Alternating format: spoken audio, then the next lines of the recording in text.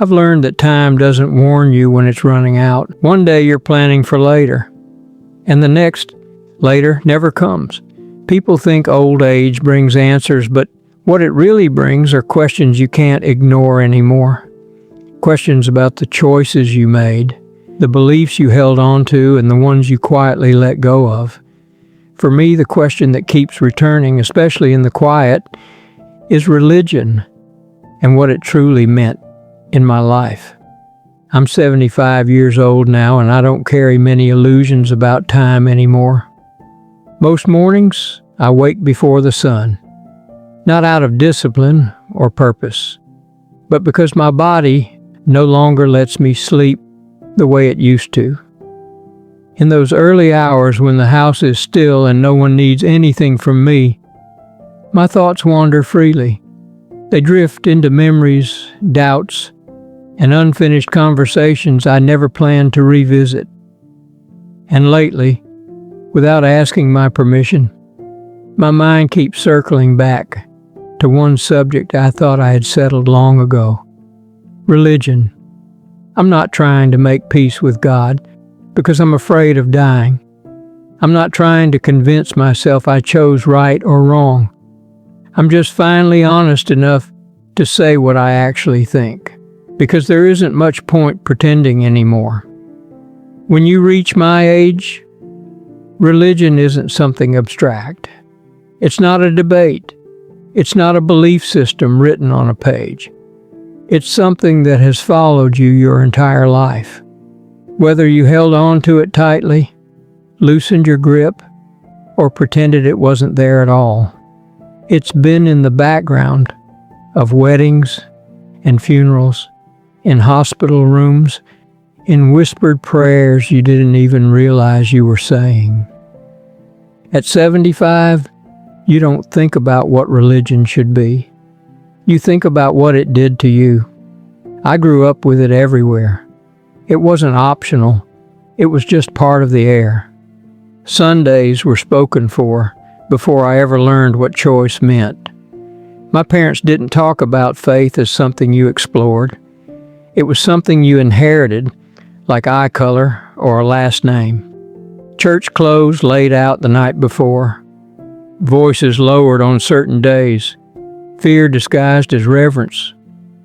I didn't question it. None of us did. You don't question the ground you're standing on when you've never known anything else. As a young man, religion gave me structure. I won't deny that. It gave me language for right and wrong when everything felt uncertain. It gave me a sense of being watched, which kept me from certain mistakes.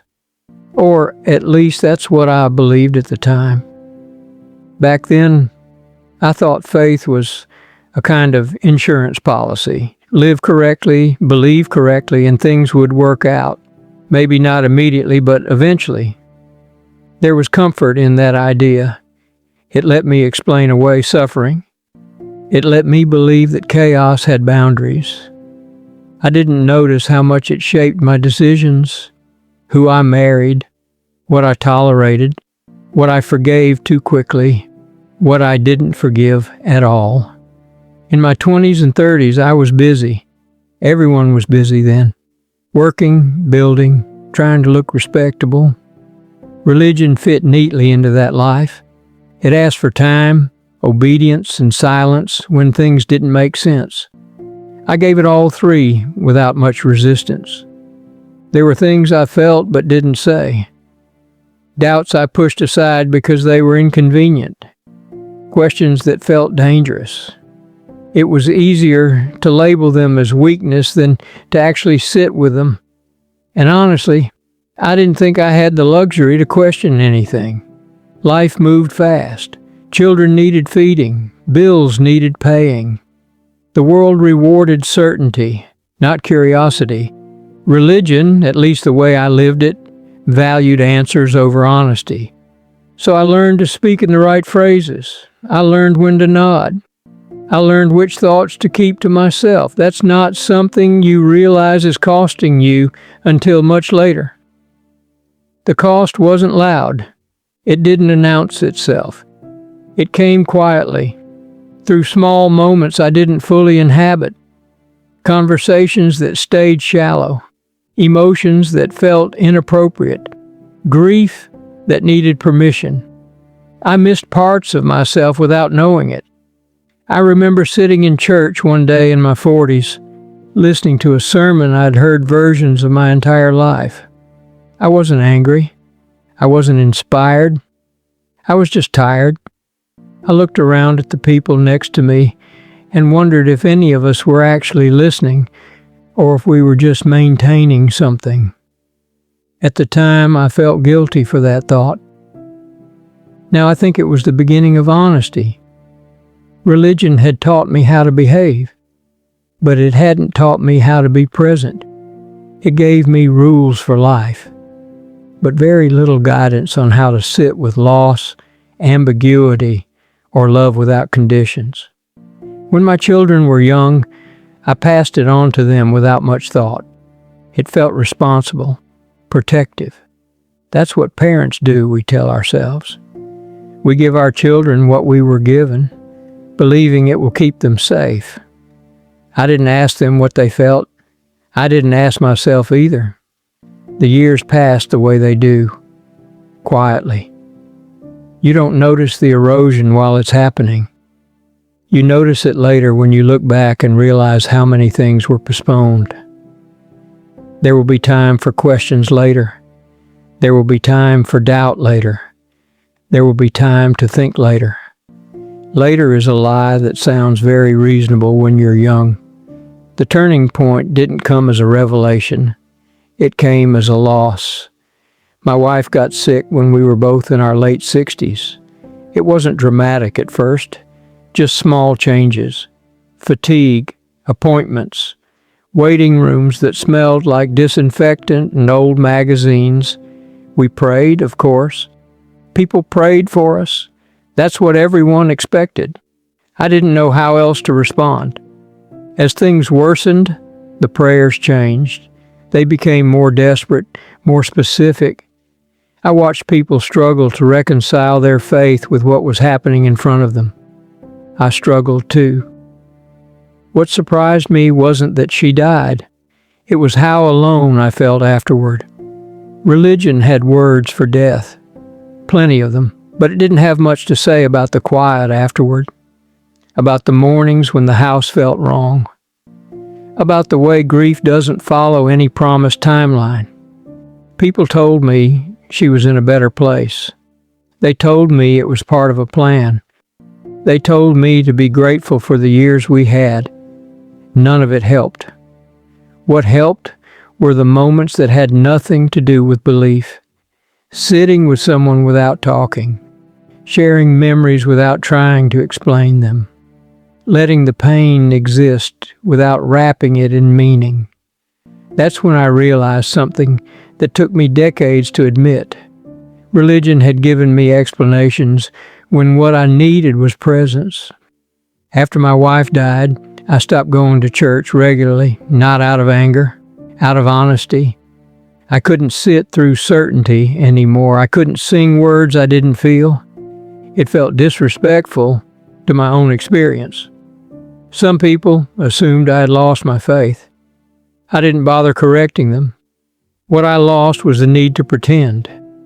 At 75, here's what I think about religion now.